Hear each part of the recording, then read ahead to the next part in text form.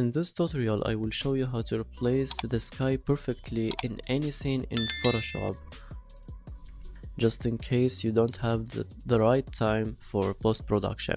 But first, you have to know that this method only can be applied in Photoshop 22 and 23. Now let's go and unlock the background. Go to Edit, Sky Replacement. That's it, simply. A window will pop up and all you have to do is to choose the sky you want. Like for example, let's work on this sunset right here. I will choose another sky. For example, let's say this one maybe. Yeah, this one is quite good, but not so much. It's too bright. So I will be choosing another one. Let's say for example this one. Yeah, this one is perfect. Let's see this one as well. This one is even better. Okay, now let's go here and adjust the colors. As you can see, there is a slider called color adjustment. So all you have to do is to take it to the very right, and you will see that your picture is almost like being compatible with your sky. But this is not enough, but you have to do it anyway. So hit OK. Now let's turn off our sky and try to improve our scene better than that. As you can see, it's a sunset. So since it's a sunset, you have to increase the reds of the picture. As you can see that the original one has like more blues and greens. So I'm going to increase the reds from adjustment layer right here. Go to color balance and let's increase the reds right here. As you can see that it has just turned into a real red.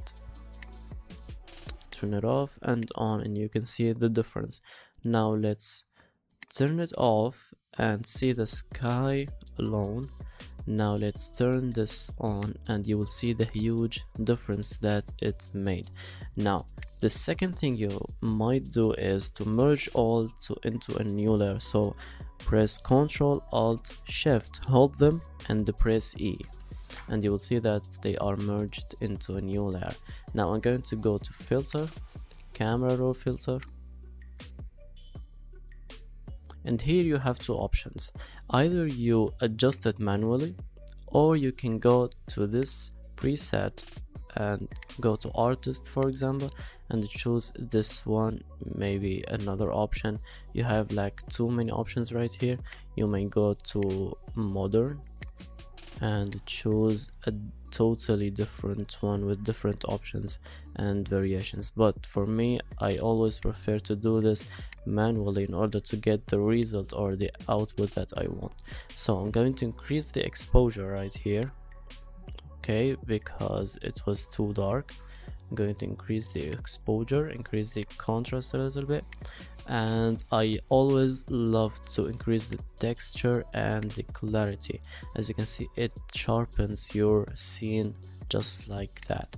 Now I'm going to go to vibrance. Okay, let's decrease it just a little bit. Okay, right there, hit OK. Now I'm going to add some focus on it. So I'm going to add a solid color right here. Go to solid to black, hit OK. Now select the mask, go to the brush, okay, and let's like set the size. Okay, this is good with 0 hardness. Now let's click a couple of clicks right here. Let's decrease the opacity to 0 and then increase it just a little bit.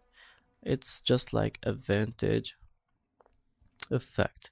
As you can see, before and after, like it's totally different. It's totally different environment, and that's it. You can say that it's a quick post-production.